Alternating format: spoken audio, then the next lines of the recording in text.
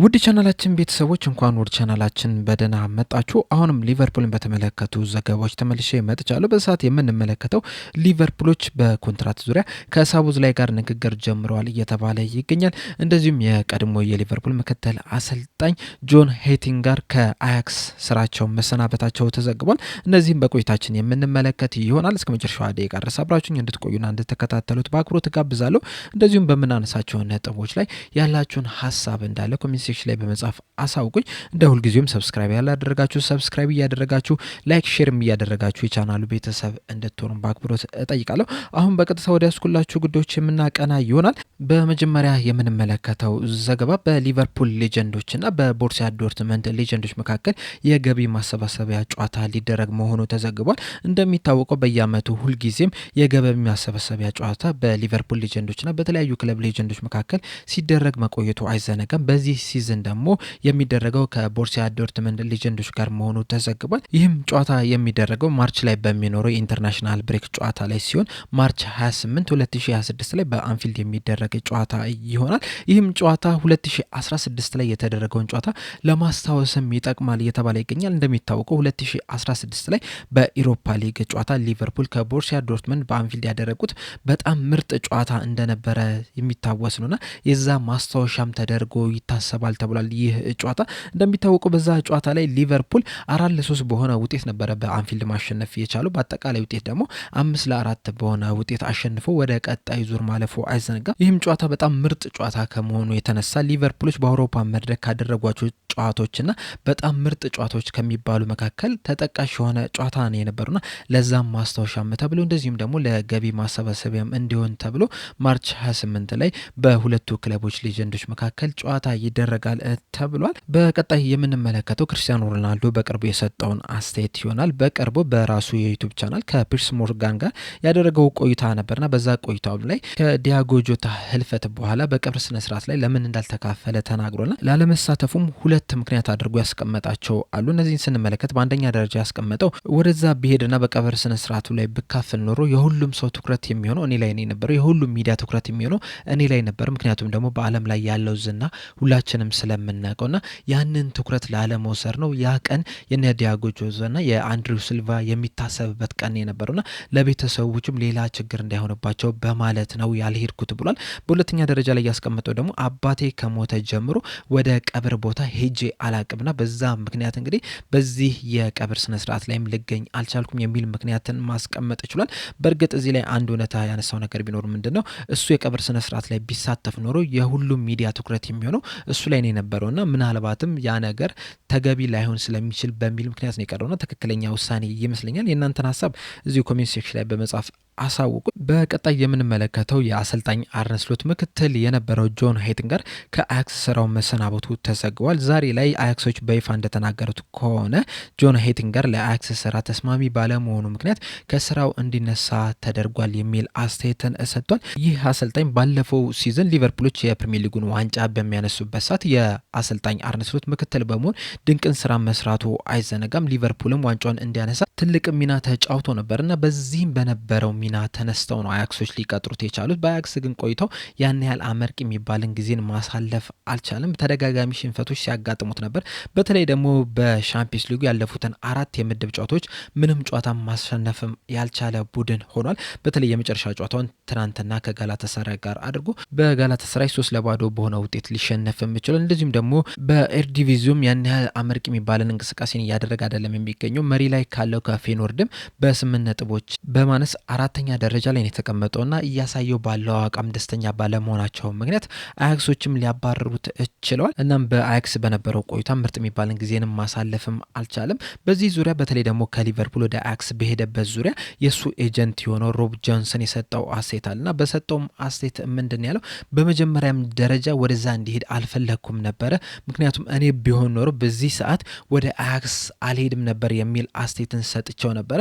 ነገር ግን ደግሞ አንደኛ በሱ ኢጎ ኢጎ ምክንያት፣ ሁለተኛ ደግሞ ለክለቡ ባለው ፍቅር የተነሳ እንደዚሁም ደግሞ ጥሩ አጋጣሚ በመሆኑ ምክንያት ነው ወደ አያክስ ሊሄድ ይቻለው። እኔ በሆን ኖሮ ግን በዛ ሰዓት ወደ አያክስ አልሄድም ነበር። ምክንያቱም ደግሞ በዚህ ሰዓት አያክሶች ያሉበት ሁኔታ በጣም አስጠሊታ የሚባል ነው። ከታች እስከ ላይ በተለይ አመራሩ ላይም በጣም ብዙ ለውጦች ያስፈልጉታልና በእነዚህ ምክንያቶች ወደዛ እንዲያቀና አልፈለኩም ነበረ። ነገር ግን የመጨረሻው ውሳኔ በሱ ነበረ። እሱም ወደዛ መሄድ ፈለገ፣ ወደዛም ሄዷል የሚል አስተያየትን ሰጥቶ ነበረ። በአያክስ ቤትም እስከ 2027 ድረስ የሚያቆየው ኮንትራትን መፈራረም ችሎ ነበር። ነገር ግን ኮንትራቱ ሳያልቅ ባሳየው ደካማ አቋም ምክንያት ዛሬ ሊሰናበት ችሏል። አሁን የእሱን መሰናበት ስናስበው ዋናው ትኩረታችን የሚሆነው በአያክስ ያሉት ሁለት ተጫዋቾች ላይ ነው የሚሆነው። ምክንያቱም እሱ ወደዛ ከሄደ በኋላ ሁለት ተጫዋቾችን በውሰት ወደዛ እንዲሄዱ ማድረግ ይችላል። አንደኛው በረኛው ጃሮስ ሲሆን ሁለተኛው ደግሞ የመሀል ሜዳ ተጫዋች ሆነው ማኮኔል ነው። በሱ ምክንያት ነበር ወደ አያክስ የሄዱትና የእሱ መሰናበት እነሱ ላይስ ምን አይነት ተጽዕኖ ይፈጥራል የሚለው ነገር መነሳት ያለበት ይመስለኛል። ምክንያቱም ጃሮስ ወደዛ ካቀና በኋላ በቋሚነት መጀመር ችሎ ነበረ።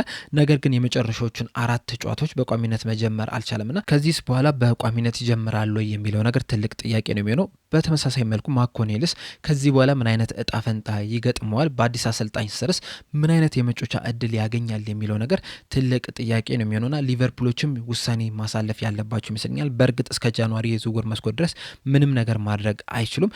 ከዚህ በኋላ የሚቀጠረው አሰልጣኝ ምን አይነት አስተሳሰብ ይኖራል በእነዚህ ተጫዋቾች ዙሪያ፣ እነዚህን ተጫዋቾችስ በቋሚነት ያሰልፋል ወይስ ቤንች ላይ ያስቀምጣቸዋል የሚለው ነገር በእነዚህ ተጫዋቾች የአያክስ ቆይታ ላይ ትልቅ ተጽዕኖ ሊፈጠር ይችላልና ሊቨርፑሎች እስከዛ ድረስ ያለውን ነገር አይቶ ከዛ በኋላ ምን አይነት ውሳኔ ያሳልፋሉ የሚለው ነገር አብረን የምንመለከተው ይሆናል። ይህ ነገር ባለፈው ሲዝን በተመሳሳይ በፔፕ ሊንደርስ ስር የተመለከተን ይመስለኛል። ፔፕ ሊንደርስም ወደ ሳልዝበርግ በሚያቀናበት ሰዓት የተለያዩ ተጫዋቾችን ከሊቨርፑል ወሰዱ አይዘነጋም። አንደኛው የወሰደው ተጫዋች ደግሞ ስቴቨን ባጄቲች ነበረ። ነገር ግን በዛ በነበረው ቆይታ ያን ያህል አመርቂ አልነበረምና ልክ እንደ ጆን ሄቲንጋ ሁላ ሲዝኑን ሳይጨርስ ነበር የተባረረው። ከዛ በኋላ ስቴቨን ባጄቲች የሚፈልገውን ያህል የመጮቻ ጊዜ ባለማግኘቱ ነው እንግዲህ ሊቨርፑሎች መልሰውት ከዛ በኋላ በድጋሚ ለላስ ፓልማስ በውሰት የሰጡትና እንደዚህ አይነት ነገሮች አሁንም ሊከሰቱ የሚችሉበት እድል አለ እየተባለ ነው የሚገኘው። ሌላኛው በመጨረሻ የምንመለከተው ሊቨርፑሎች በኮንትራት ዙሪያ ከሳቡዝ ላይ ጋር ንግግር ጀምረዋል እያለን ይገኛል። ይህንን ዘገባ ይዞልን የወጣው የዘ አትሌቲክስ ዘጋቢ የሆነው ግሬግ ኢቨንስ ነው። እንደ ዘገባው መሰረት ከሆነ ሊቨርፑሎች ከሳውዝ ላይ ተወካዮች ጋር በአዲስ ኮንትራት ዙሪያ ንግግር ጀምሯል። እስካሁን ድረስ የመጀመሪያ ንግግር ብቻ ነው የተደረገው። ከዚህ በኋላም ተደጋጋሚ ንግግሮች መኖራቸው አይቀርምና በዚህ ሰዓት ፈጣን ምላሽ ወይም ደግሞ ቶሎ የኮንትራት ፊርማ ምናምን አጠብቁ፣ ነገር ግን ንግግሮች ተጀምሯል እያለን ይገኛል። እንደሚታወቀው የ25 ዓመቱ ተጫዋች ሆኖ ሳቡዝ ላይ በሊቨርፑል ቤት እስከ 2028 ድረስ የሚያቆየው ኮንትራት አለ። ነገር ግን ደግሞ ወደ ሊቨርፑል ከመጣ ጀምሮ ባሳየው አቋም መሰረት ተጨማሪ የኮንትራት ርዝማኔ ለመስጠት አስበዋል ነው እያለን የሚገኘው። በተለይ ደግሞ ያለፈው ዓመትም ሊቨርፑሎች ዋንጫውን በሚያሳኩበት ሰዓት ድንቅ እንቅስቃሴ ማድረግ ችሏል። ዘንድሮ ደግሞ በተለየ መልኩ የሊቨርፑል እስትንፋስ ሆኖ መመልከት ይችላል። ሊቨርፑሎች በ7 ጨዋታ 6 ጊዜ በተሸነፉበት ወቅት ራሱ ሳቡዝ ላይ ምርጥ ብቃቱን ሲያስመለክተን ነው የነበረውና ለዚህ ምርጥ ብቃቱ ደግሞ ጥሩ ምላሽ የሚሆነው አዲስ ኮንትራት ማስፈረምን ነው በሚል ምክንያት ሊቨርፑሎች ንግግር ማድረግ ጀምረዋል። በዚህ ሲዝን በአጠቃላይ 15 ጨዋታዎችን ማድረግ ችሏል። በእያንዳንዱ ጨዋታ ላይም 90 ደቂቃ የተጫወተ ተጫዋች ነውና በጣም ብዙ ግልጋሎትን እየሰጠ ያለ ተጫዋች ነው። ሳቡዝ ላይ እስካሁን ድረስ ባደረጋቸው ጨዋታዎችም 2 ግቦችና 5 አሲስት ማስመዝገብ ችሏልና ዘንድሮ በተለየ ፎርም ላይ የሚገኝ ተጫዋች ነው። ምናልባት እንኳን የተለያዩ አጋጣሚዎችን ቢጠቀም ኖሮ ከዚህም የበለጠ ጎል ማስቆጠር ይችል ነበረ። ነገር ግን ደግሞ ካለፉት ዓመታት አንጻር ስንመለከተው ዘንድሮ በጣም ልዩ ሆኖ እየተመለከት ነው የሚገኙና ሊቨርፑሎችም የዚህን ተጫዋች ኮንትራት ለማራዘም መወሰናቸው ትክክለኛ ውሳኔ ነው ብዬ ነው የማስበው። በተጨማሪም ሳቡዝ ላይ ካነሳን አይቀር ሰሞኑን አንዳንድ አስተያየቶችን ስሰማ ነበር በተለያዩ ሚዲያዎች ላይ። እሱም ምንድን ነው ሳቡዝ ላይ ቀጣይ የሊቨርፑል አምበል ይሆናል እያሉ የሚገኙ አንዳንድ ሰዎች አሉ። በእርግጥ ሳቡዝ ላይ በጣም ምርጥ ተጫዋች ነው የሊቨርፑል እንደዚሁም ደግሞ የሀገሩም የሃንጋሪም አምበል ነው ከወጣትነቱ ጀምሮና በቀጣይም የሊቨርፑል አምበል ሊሆን የሚችልበት እድል አለ። በተለይ ደግሞ በዚህ ሰዓት ያሉትን አምበል ስንመለከት አንደኛ ደረጃ ላይ የተቀመጠው ቨርጂል ቫንዳይክ ነው ዋናው አምበል። ሁለተኛው ወይም ደግሞ ምክትል አምበሉ ደግሞ አንዲ ሮበርትሰን የተወሰኑና ሁለቱንም ስንመለከት ምናልባትም በቀጣይ 2 ወይም 3 ዓመታት ውስጥ ከሊቨርፑል ሊለቁ የሚችሉበት እድል በጣም የሰፋ ነውና ለነሱ ተተኪ አምበል የግድ ያስፈልጋል። በዚህ ሰዓት ከምናያቸው ተጫዋቾች ደግሞ ትክክለኛው አምበል መሆን የሚችል አቋም ላይ የሚገኘው ሳቡዝ ላይ ይመስለኛልና ምናልባትም ይህንን ተጫዋች የሊቨርፑል ምክትል አምበል ወይም ደግሞ ዋና አምበል ሲሆን ልንመለከተው እንችላለን። በተለይ ደግሞ አንዲ ሮበርትሰን ሊቨርፑልን የሚለቅ ከሆነ ምናልባትም ሳቡዝ ላይ ምክትል አምበል ተደርጎ ሊቀመጥ የሚችልበት እድል አለ ብዬ አስባለሁ። እናንተስ ሳቡዝ ላይ የሊቨርፑል አምበል ለመሆን ብቃቱ አለ ወይ ብላችሁ ታስባላችሁ የሚለውን ሀሳባችሁ እንዳለ ኮሜንት ሴክሽን ላይ በመጻፍ አሳውቁኝ። ለአሁን እኔ እዚህ ላይ አበቃው። በቀጣይ በሌላ እስከምንገናኝ ድረስ ሰብስክራይብ፣ ላይክ፣ ሼር ማድረግ እንዳትረሱ። ቸር ያቆየን።